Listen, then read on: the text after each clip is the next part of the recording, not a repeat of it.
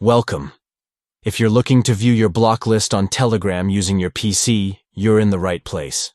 Today I'll guide you through the updated steps to check all the people you've blocked on Telegram from your desktop. It's simple, so let's get started. First, open the Telegram app on your PC. If you're not logged in yet, just enter your phone number and verify the code sent to your phone. Once you're logged in, you'll see your chats and contacts on your screen. Now, look at the top left corner of the Telegram app. You'll see a menu icon, 3 horizontal lines or dots depending on your version. Click on that to open the main menu. In the menu, you'll see various options. Scroll down and click on Privacy and Security.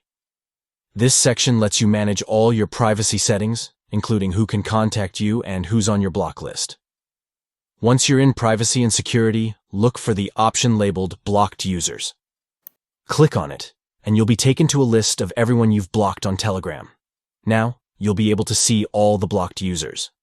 From this list, you can decide if you want to unblock someone or just keep track of who you've blocked. And that's it.